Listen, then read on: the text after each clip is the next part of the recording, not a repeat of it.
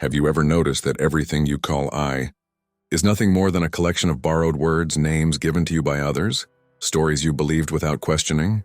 Imagine for a moment that everything you have defended as your identity, your name, your body, your thoughts, your fears, was nothing but a mask woven with invisible threads. And behind that mask there exists something so vast, so silent, so eternal, that it has never needed a name. Today you will walk through 10 thresholds. These are not moral rules or religious commandments. They are keys that dissolve illusion. They are reminders of what you have always been, before the world told you who you should be. If you feel something inside you vibrating with these words, it is not coincidence. It is the call of your own consciousness, awakening from the oldest dream of all, the dream of separation. The first rule is the most dangerous, because it threatens the very foundation of what you believe yourself to be. Since you were born, they have been building an image of you. Your parents called you by a name. Your teachers told you what you were good at and what you weren't. Society handed you a role, a mask, a script to follow. And somewhere along the way you forgot that none of this was ever truly you. You are not your name. A name is just a sound, a label attached to a body that moves through time and space. Before you had that name, you already existed. After your body returns to dust, the essence that observes these words will continue. You are not your memories. Memories are like waves on the surface of an ocean. They come, they go, they change shape with each retelling. Who you were yesterday is already gone. The child you once were exists now only as a ghost in your mind, a phantom made of light and nostalgia. You are not your thoughts. Thoughts arise like clouds in an empty sky. They appear from nowhere, drift across the landscape of your awareness and dissolve back into nothing. You are not the clouds. You are the sky itself. The problem is that we have been hypnotized by repetition, by consensus, by the sheer weight of collective agreement. Everyone around you believes in the illusion, so you believe it too. Everyone treats you as if you are this small separate self, so you play along. You defend your personality as if it were something real, something solid, something worth protecting. But what if it isn't? What if the you have been defending your entire life is nothing more than a costume you put on so long ago that you forgot you were wearing it? The invitation of the first rule is simple but terrifying. Doubt. Doubt everything you were told. Doubt every belief about yourself that you never consciously chose. Look at your reflection in the mirror and ask, who is looking? Not what is looking, but who. The face will not answer. The body will not answer. But something deeper, something that has been watching through those eyes since the very beginning, will stir. That stirring is the first crack in the illusion. Alan Watts once said that we are not a soul trapped in a body, but rather the universe looking at itself through temporary eyes. You are not a person who has consciousness. You are consciousness, temporarily pretending to be a person. The mask is not the problem. The problem is forgetting that it's a mask. This forgetting is what creates suffering, because when you believe you are the mask, you must defend it. You must protect it from criticism, from change, from death. You must constantly reinforce the illusion with achievements, possessions, relationships, status.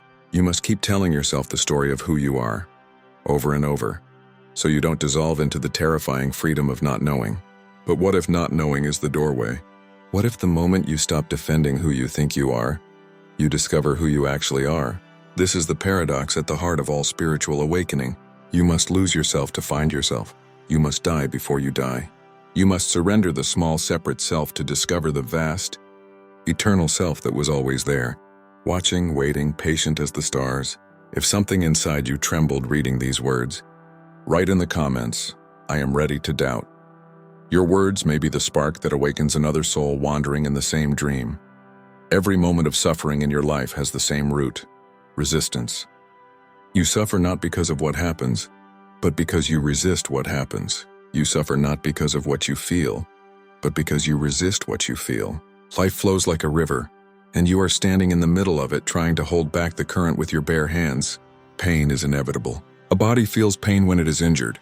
A heart feels pain when it loses what it loves. But suffering is optional. Suffering is what happens when you take that pain and wrap it in stories, judgments, questions without answers. Why is this happening to me? This shouldn't be happening. If only things were different. Life would be better if all suffering exists in the gap between what is and what you think should be. The wider that gap, the deeper the suffering. Close your eyes for a moment and feel what is present in your body right now. Perhaps there is tension in your shoulders. Perhaps there is a knot in your stomach. Perhaps there is a heaviness in your chest.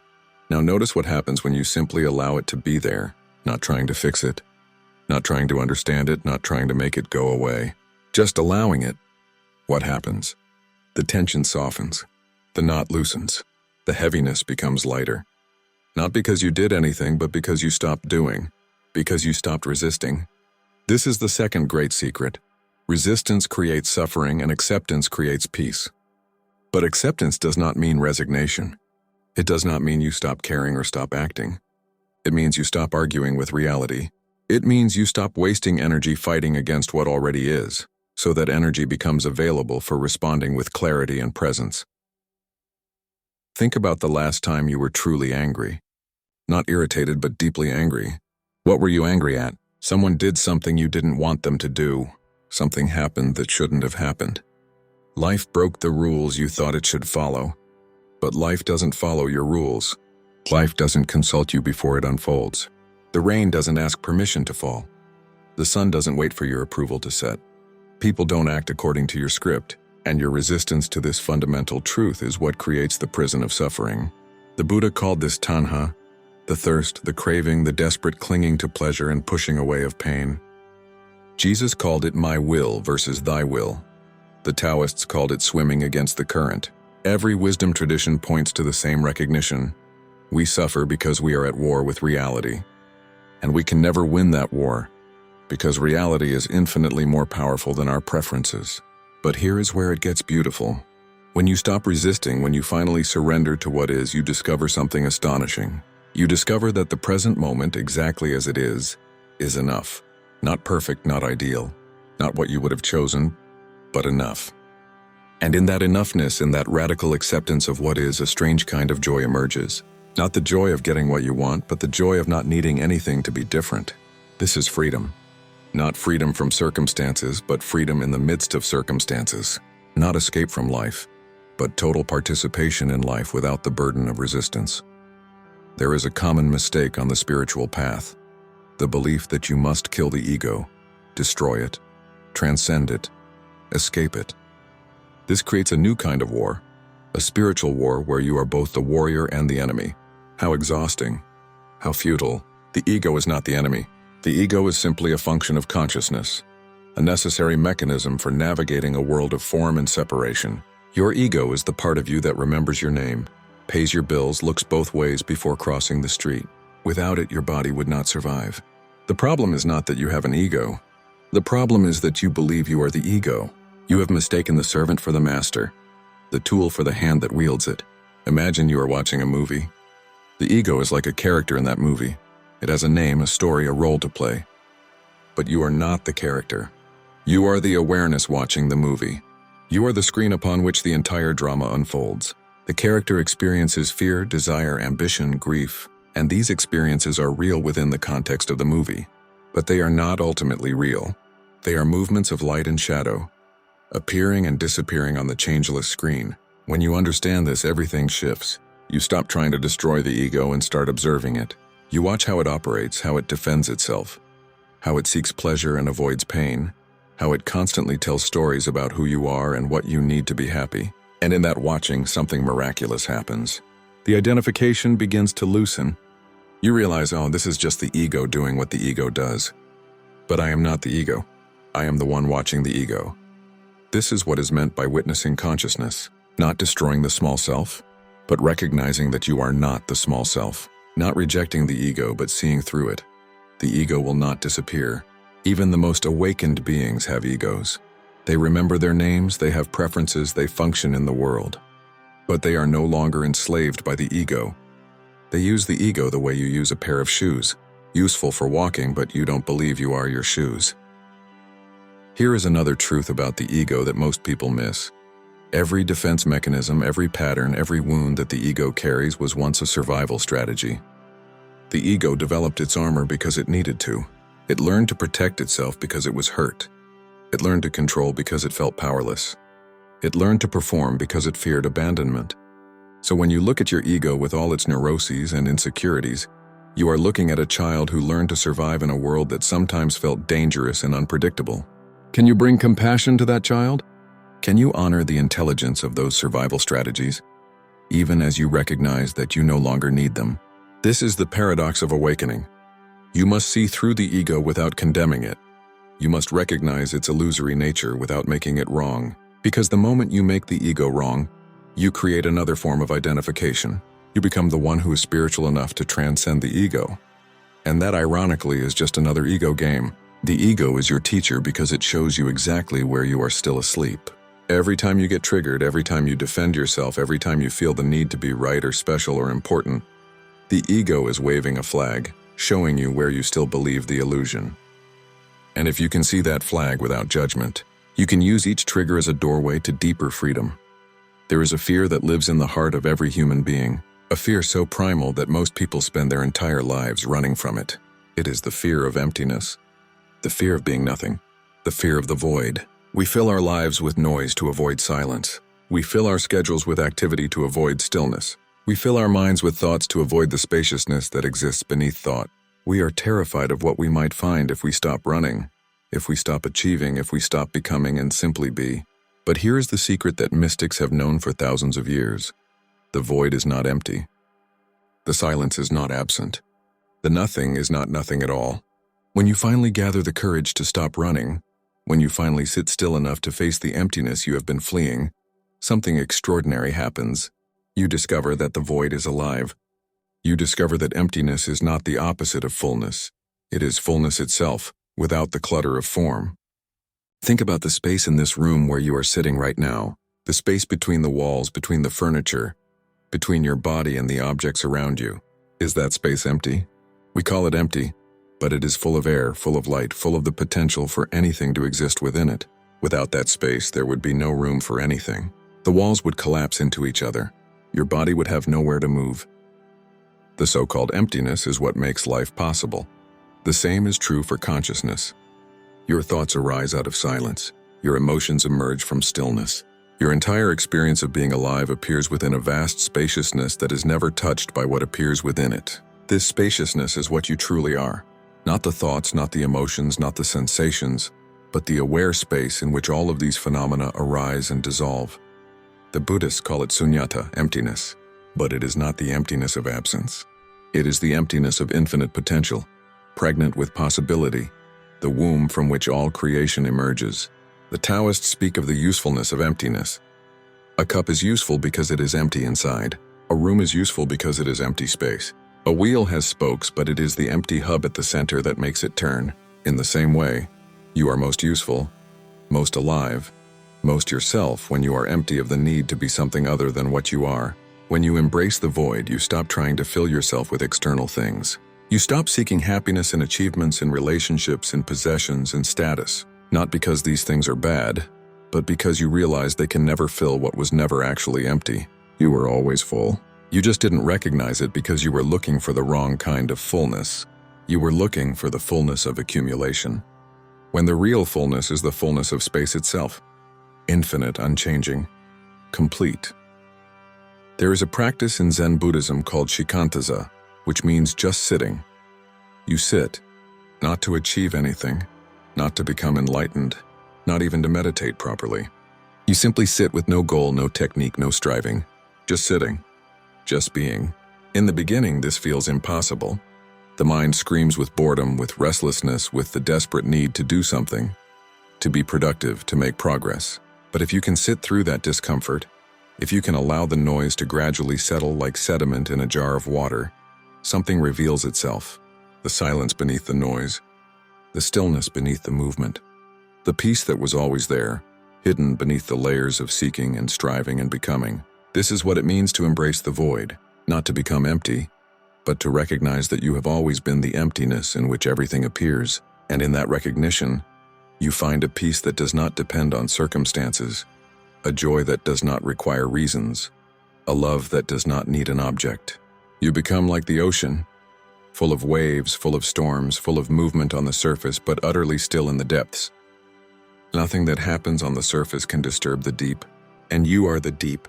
You have always been the deep. You just forgot because you were too busy riding the waves. Time is the greatest illusion of them all. Not because time doesn't exist, Clearly, clocks tick and seasons change and bodies grow old. But because the way you experience time is fundamentally confused, you live as if the past and future are real places, as real as the room you are sitting in right now. You carry the past with you like a heavy suitcase full of regrets, resentments, wounds that never healed, versions of yourself that no longer exist. You reach toward the future with hope and anxiety, planning and worrying, believing that your real life will begin when you finally achieve your goals, find the right relationship, become the person you are meant to be. But where is the past right now? Where is the future? Can you touch them? Can you see them? Can you experience them in any way except as thoughts appearing in this present moment? The past exists only as memory. The future exists only as imagination. Both are forms of thought arising now. You have never experienced a single moment that was not now.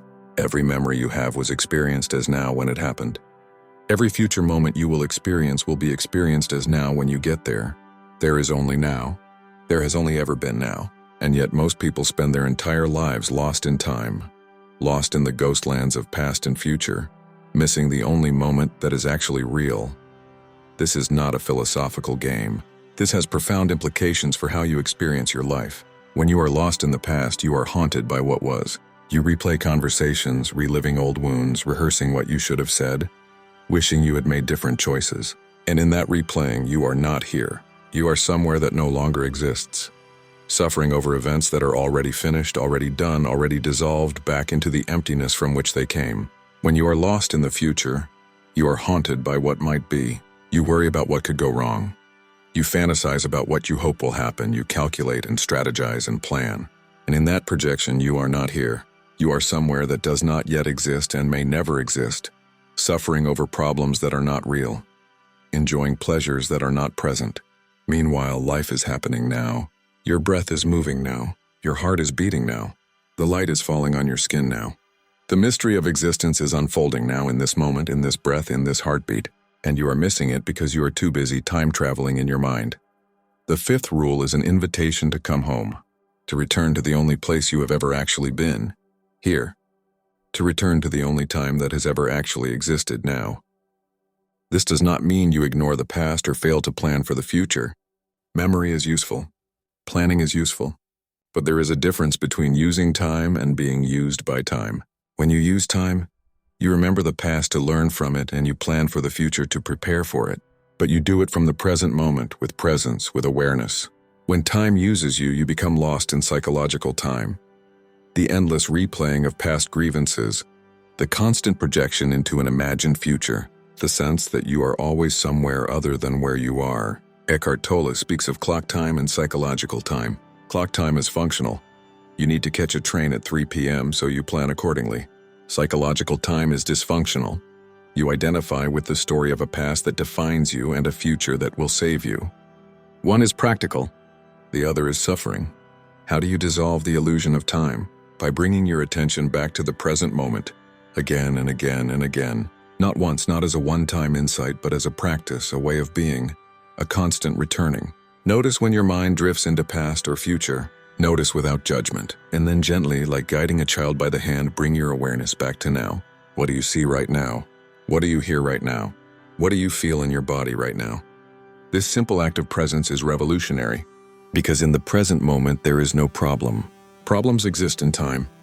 In the present moment there is simply what is. And what is always manageable. You are always capable of meeting this breath, this moment, this single step. It is the accumulated weight of past and future that crushes you. But that weight is made of thought, made of illusion, made of the belief that time is real in a way that it simply is not. When you truly understand that you have only now, your entire relationship with life transforms. You stop postponing your happiness. You stop waiting for someday. You stop believing that your real life is somewhere other than here, some time other than now. And in that stopping, you discover that the peace you were seeking in the future, the wholeness you were trying to recover from the past, is already present. It has always been present. It is presence itself. If you have arrived here, if these words have touched something deep within you, write in the comments, "I am here now." Let your words be a bell that calls others back from the ghostlands of time. The most fundamental illusion, The root from which all other illusions grow is the illusion of separation, the belief that you are a separate self, a skin-encapsulated ego, fundamentally isolated from everything and everyone around you. You experience yourself as being inside your body, looking out at a world that is outside, separate, other. And from this basic sense of separation comes all suffering. Because if you are separate, you are vulnerable. If you are separate, you are incomplete. If you are separate, you must compete, must defend, must accumulate enough to feel safe in a universe that is fundamentally alien to you. But what if this separation is not real? What if the boundary you feel between inside and outside is as arbitrary as a political border drawn on a map, useful for navigation, but not actually existing in nature? Consider your body. Where does it begin and where does it end? You might say it ends at your skin. But your skin is constantly exchanging molecules with the air around you. You are breathing in the world with every breath, and breathing out yourself with every exhalation. The oxygen you need comes from trees. The food you eat comes from soil and sun and rain. The atoms in your body were forged in the hearts of dying stars billions of years ago. You are not separate from the environment. You are a process that the entire universe is doing. You are not in the universe. You are the universe, temporarily taking the form of a human being. Alan Watts used to say that you are not a stranger visiting this cosmos. You are not some alien soul trapped in a body. You are what the whole universe is doing right here and now. The same way a wave is what the entire ocean is doing at that particular point. The wave thinks it is separate, but it is made entirely of ocean. It rises from ocean, moves as ocean, and returns to ocean. It was never anything other than ocean temporarily taking the shape of a wave. In the same way, you are consciousness temporarily taking the shape of a person. Not a separate consciousness trapped in a body, but the one consciousness that looks through every pair of eyes, that beats in every heart, that breathes through every lung. This is not a poetic metaphor. This is the literal truth that mystics and quantum physicists are both pointing toward, from different directions. At the subatomic level, there are no solid boundaries. Everything is energy, vibration, probability waves collapsing into temporary forms. The solidity you experience is an illusion created by your senses, which evolved to help you survive, not to show you the true nature of reality. The true nature of reality is that everything is interconnected, interpenetrating, inseparable. The Buddhists call it interbeing. Thich Nhat Hanh said that when you look at a piece of paper, you can see the tree it came from.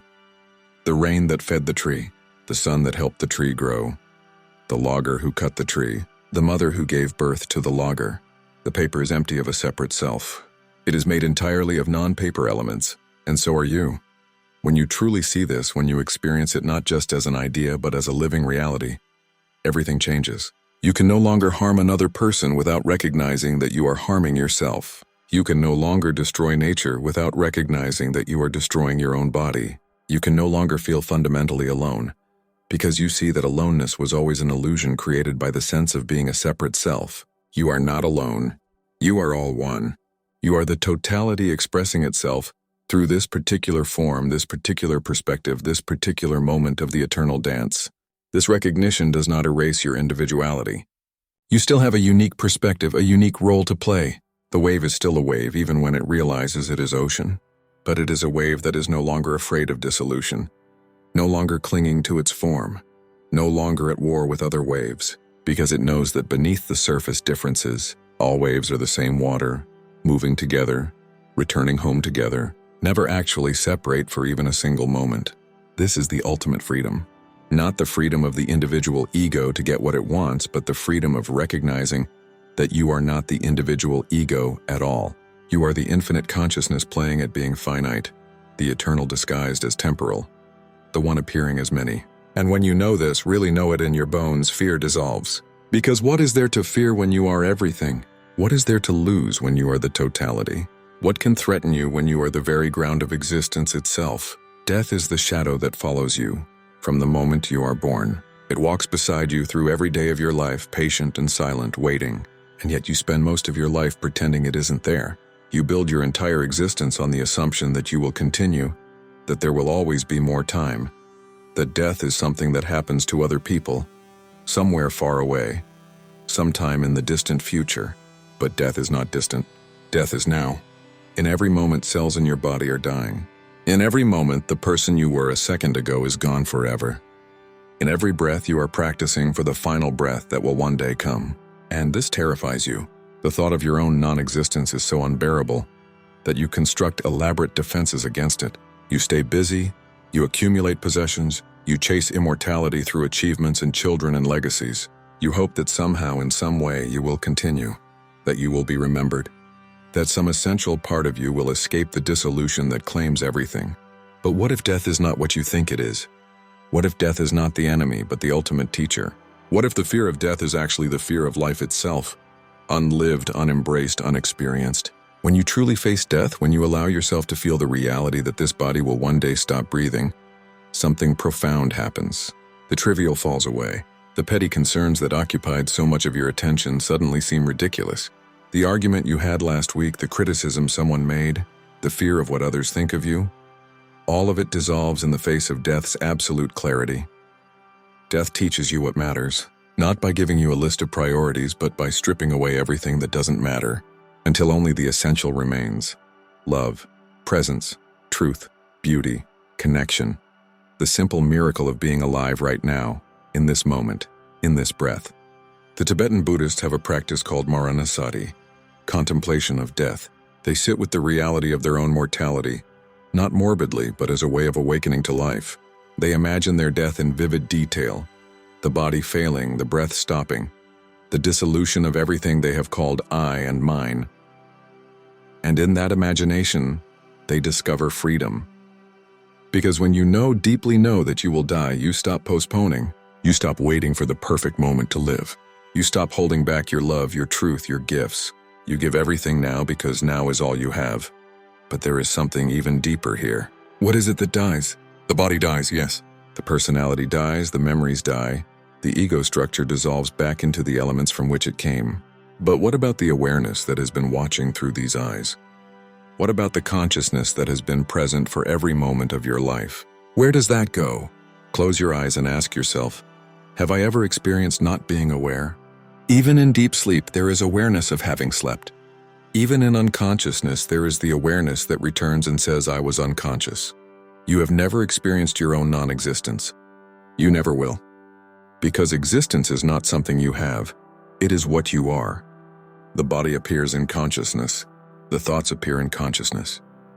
The entire world of form appears in consciousness, but consciousness itself does not appear in anything. It is the unchanging background against which all change occurs. It is the deathless witnessing the death of forms. This is what the sages mean when they say you are not the body. Not because the body is bad or unimportant, but because the body is temporary.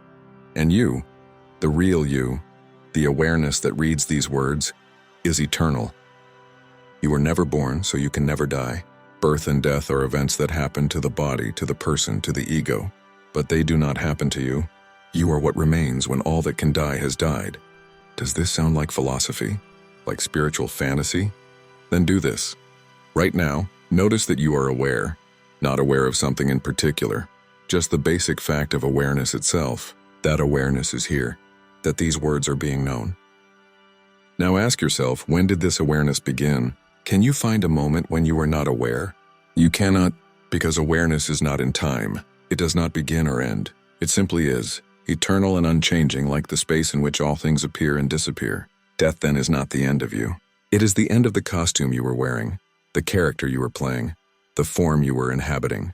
And when that form dissolves, the actor remains. The consciousness remains, not as a separate soul that goes somewhere else, but as the vast infinite awareness that was always there. Before birth, beyond death, untouched by time. This is why mystics speak of death with such reverence. Not because they have escaped it, everyone dies, but because they have seen through it. They have recognized that what they truly are cannot be threatened by death, any more than the ocean can be threatened by a wave returning to itself. When you accept death, truly accept it. Not with resignation, but with understanding, you become free. Free to live fully, free to love without holding back, free to surrender to each moment without the terror of loss. Because you realize that nothing can be lost. Forms change, but essence remains. The wave returns to the ocean, but the water was always ocean. You were always this. You will always be this. Only the dream of being a separate self will die. And when that dream ends, you will not disappear. You will wake up. The human mind is a magnificent tool. It can analyze, calculate, predict, solve, create. It has built civilizations, explored the cosmos, split the atom, decoded the genome. It has achieved wonders. But the mind has one great weakness: it cannot tolerate not knowing. The mind craves certainty. It wants answers, explanations, reasons. It wants to understand how things work, why things happen, what everything means. And there is nothing wrong with this impulse. Curiosity is beautiful. The desire to understand is natural. But somewhere along the way, humanity made a fatal error. We began to believe that the mind could understand everything, that there were no limits to what could be known, explained, reduced to equations and formulas. We began to worship knowledge and dismiss mystery. We began to treat the unknown as an enemy to be conquered, rather than a holy darkness to be reverenced. And in doing this, we lost something essential. We lost the capacity for wonder. We lost the ability to stand before existence and say with humility and awe, "I don't know. I will never know." And that's okay, because the deepest truths cannot be known by the mind. They can only be experienced. They can only be lived. You can study love, analyze it, write papers about its neurochemistry, but none of that is the same as actually loving. You can read every book about water, memorize its molecular structure, understand its properties, but none of that is the same as being thirsty and drinking. The map is not the territory. The menu is not the meal. The word is not the thing. And the mind, with all its brilliance, can only create maps and menus and words. It cannot touch the living reality. There is a Zen story about a student who came to a master seeking enlightenment. The student asked question after question, demanding explanations, seeking understanding. Finally, the master poured tea into the student's cup and kept pouring even after the cup was full, until tea spilled over the edges onto the floor. The student cried out, "Master, the cup is full. It cannot hold any more." And the master said, "Like this cup, you are full of your own opinions and speculations. How can I show you truth unless you first empty your cup?" This is the 8th rule. Release the need to know. Empty your cup. Stop demanding that reality fit into your concepts, your categories, your understanding. Stop trying to solve the mystery of existence like it's a puzzle with a hidden answer. It's not a puzzle. It's a mystery. And a mystery is not meant to be solved. It's meant to be experienced. What does this mean in practice? It means learning to live with uncertainty. It means being comfortable with paradox, with contradiction, with questions that have no answers. It means recognizing that your life is not a problem to be figured out, but an adventure to be lived. The mind wants guarantees. It wants to know, will I be okay? Will I succeed? Will I find love? Will I avoid suffering? Will there be something after death? And the universe answers with silence, not because it doesn't care, but because these questions cannot be answered in advance. Life does not give you the script ahead of time. It unfolds moment by moment, mysterious and unpredictable, full of surprises both beautiful and terrible.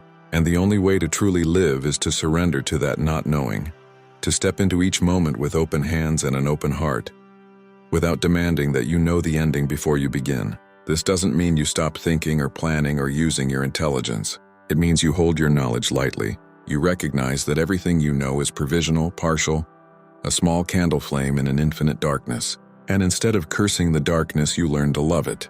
You learn to bow before the unknowable mystery that beats your heart, that breathes your breath, that dreams your dreams. The greatest spiritual traditions all point to this same recognition.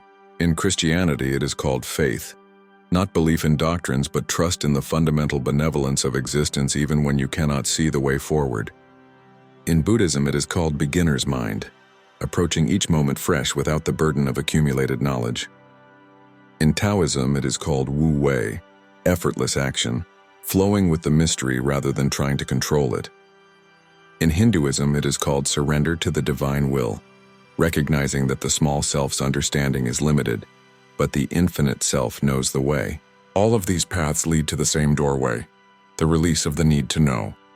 And beyond that doorway lies something extraordinary, a life lived in radical openness, a mind that is spacious rather than cluttered, a heart that can hold paradox without breaking, a being that dances with uncertainty rather than fleeing from it. This is mastery. Not the mastery of having all the answers, but the mastery of living beautifully without them. If the silence behind these words speaks louder than the words themselves, write in the comments, "I embrace the mystery." Your willingness to not know may illuminate the path for someone still lost in the prison of certainty. There is a transaction at the heart of most human relationships. You give and you expect to receive. You love and you expect to be loved back. You help and you expect gratitude. You sacrifice and you expect recognition. This is not evil. This is natural. The human heart, still believing it is separate, still believing it is incomplete, seeks to fill itself through exchange. But true love, the love that liberates, does not work this way. True love gives without keeping score. It pours itself out without asking what will return. It burns like a candle that does not wonder if the light it gives will be appreciated. It simply gives, because giving is its nature. Think about the sun.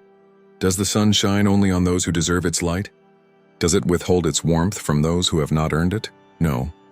The sun shines on the just and the unjust, on the grateful and the ungrateful, on those who praise it and those who never look up. It gives indiscriminately, unconditionally, without preference or judgment. This is the love you are being called to embody, not because you are supposed to be selfless or saintly, but because this kind of love is actually the most selfish thing you can do. Because when you give without expecting, you discover that the joy is in the giving itself, not in what comes back. Every time you give with expectation, you create a debt. You create a contract, and then you wait, watching to see if the debt will be paid, if the contract will be honored. And if it isn't, you feel betrayed. You feel cheated. You close your heart a little more, building walls to protect yourself from future disappointment. This is how hearts become hard, not from being broken, but from accumulating unpaid debts, unmet expectations, contracts that were never signed by the other person. But when you give without expectation, there is no debt. There is no contract. There is only the gift freely given, complete in itself. And whether it is received with gratitude or indifference, whether it is reciprocated or ignored, your heart remains open, because you gave for the joy of giving, not for what you might get back. This is freedom. Not the freedom to get what you want, but the freedom from needing anything in return. Jesus said, "Love your enemies," not because they deserve it, but because loving without conditions is the only way to be free from the prison of conditional love. The Buddha said, "Hatred does not cease by hatred, but only by love." Not naive love, not foolish love, but the fierce love that sees clearly and loves anyway. The Sufis say, "Love is the bridge between you and everything." When you love without conditions, you are not building bridges based on what others can give you. You are recognizing that the bridge was always there. That separation was always the illusion. Does this mean you become a doormat? Does this mean you allow yourself to be used, abused, taken advantage of? No. Loving without conditions does not mean accepting harmful behavior. It means you can set boundaries without hatred. You can say no without closing your heart. You can walk away from what doesn't serve you without carrying resentment. You can discern clearly what is healthy and what is not. But you do it from a place of wholeness rather than from a place of fear or need. The difference is profound. When you need something from another person, their approval, their love, their validation, you cannot see them clearly. You see only your need projected onto them. You relate not to who they actually are, but to the role you need them to play in your story. But when you are already full, when you have touched the infinite wellspring of love within yourself, you can see others as they are. You can love them without needing to change them, fix them, possess them, or extract anything from them. And paradoxically, this is when real relationship becomes possible. Not relationship based on mutual neediness, but relationship based on mutual wholeness. Two flames meeting, not to complete each other, but to share the light they already carry. This is what it means to love without conditions. Not to love blindly, but to love from such depth that external conditions no longer determine whether love flows. Practice this. Today, give something, a smile, a compliment, your time, your attention, and notice if you are waiting for something back. Notice the subtle expectation, the quiet calculation, and then consciously release it. Give again, purely for the sake of giving. Watch what happens in your heart when you do. You may discover that you feel lighter, freer, more alive. Because unconditional love is not a burden. It is the natural state of the heart when it is not contracted by fear. And every act of giving without expectation is a practice of returning to that natural state, that original innocence, that infinite generosity that has always been your true nature. This is the final rule, and it is not really a rule at all. It is a remembering.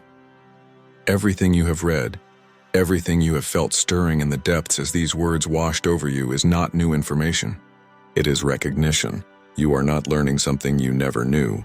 You are remembering something you have always known but forgot. Before you were told who you were, you knew. Before you learned language and logic and all the rules of this world, you existed as pure awareness. Unbounded, unconditioned, free. You were the sky before anyone told you about clouds. And then the world began its work. It gave you a name and you forgot you were nameless. It showed you your reflection and you forgot you were formless. It taught you to think, and you forgot the silence that exists before thought. It gave you a story about who you are and you forgot that you are the one telling the story, not the character in it. This forgetting is not a sin. It is not a mistake. It is part of the dance, part of the play, part of the cosmic game of hide and seek that consciousness plays with itself. The infinite pretends to be finite. The eternal pretends to be temporal. The boundless pretends to be bound. Why? Perhaps for the sheer joy of discovery, for the ecstasy of forgetting and remembering, for the drama of being lost and finding the way home, and now you are finding the way home. Not by going somewhere, but by recognizing where you have always been. Not by becoming someone different, but by seeing through the illusion of who you thought you were. You are not the body, though the body is a beautiful instrument through which you experience form. You are not the mind, though the mind is a magnificent tool for navigating the world. You are not the emotions, though emotions are the colors with which you paint your experience. You are not your past, not your future, not your story, not your achievements, not your failures. You are the awareness in which all of these things appear, the unchanging witness of all change, the eternal present in which past and future are imagined, the vast space in which the entire universe arises and dissolves. This is who you are. This is who you have always been, and this is who you will always be. Long after this body returns to dust, long after this personality dissolves like a dream upon waking, the 10th rule is simply this: stop pretending you don't know. Stop seeking what you have never lost. Stop trying to awaken from a dream you are already awake within. You are not on a journey toward enlightenment. You are enlightenment, temporarily pretending to be on a journey. Does this sound arrogant? Does it sound impossible? Then ask yourself, who is reading these words right now? Not the words themselves, but the awareness of the words. Where is that awareness located? Can you find it? Can you measure it? Can you see it in a mirror or detect it with any instrument? No, because it is not a thing. It is the no thing in which all things appear. It is what you are before you are anything else. Before you were born, it was there. After you die, it will remain, unchanging, unborn, undying. This is the ultimate truth that all spiritual paths point toward. Not a truth you achieve, but a truth you are. And the moment you recognize it, everything changes and nothing changes. Everything changes because the sense of being a separate, vulnerable, incomplete self dissolves. The fear that has driven your entire life relaxes its grip. The seeking that has exhausted you comes to rest. Nothing changes because you are still here, still in a body, still in the world, still playing the role you were always playing. But now you know it's a role. Now you know the actor behind the mask. And that knowing makes all the difference. You can live fully, love deeply, engage completely with life, but you are no longer lost in it. You are no longer fooled by the dream. You can dance in the rain without believing you are drowning. You can walk through fire without believing you will be consumed. This is awakening, not an event that happens once and solves everything, but a recognition that happens again and again, deepening with each remembering, a coming home that is already home, a finding what was never lost. And once you begin to taste this recognition, once you begin to see through the illusion even for a moment, something irreversible begins. You cannot completely forget again. The seed has been planted, the door has been opened, and though you may drift back into the dream 1,000 times, you will drift back into waking 1,001, until finally the waking becomes permanent, not as a state you maintain, but as the natural resting place of your being, the ground upon which all states arise, the light by which all experiences are known. This is your birthright. This is your true nature. This is what you have always been, what you are right now, what you will always be. You are the infinite consciousness playing at being finite, the eternal pretending to be bound by time, the indestructible wearing a costume of mortality. And the game is coming to an end, not because time is running out, but because you are finally ready to see through the disguise, to remember the truth, to wake up from the dream of separation and recognize yourself as the dreamer, the one who has always been awake, watching, waiting patiently for this moment of recognition. You have walked through 10 doorways, 10 invitations to see beyond the illusion. But here is the secret. These are not rules to follow. They are mirrors to show you what you already are. You cannot become what you already are. You can only stop pretending to be what you are not. So let the pretending fall away. Let the masks dissolve.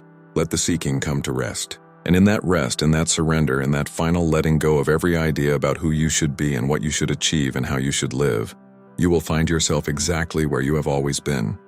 Home, whole, complete, awake. The power behind your illusion was never hidden. It was you watching yourself, waiting for yourself to remember. And now, if you are reading these words, if you have felt the truth vibrating beneath them, if something ancient and familiar has stirred in the depths of your being, then you are remembering.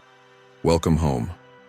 If these words have touched the place within you that has no name, write in the comments, I remember who I am. Your awakening is not yours alone. It is the universe waking up to itself, one recognition at a time. And your words may be the call that awakens another dreamer, another traveler, another ray of light, remembering it was always the sun.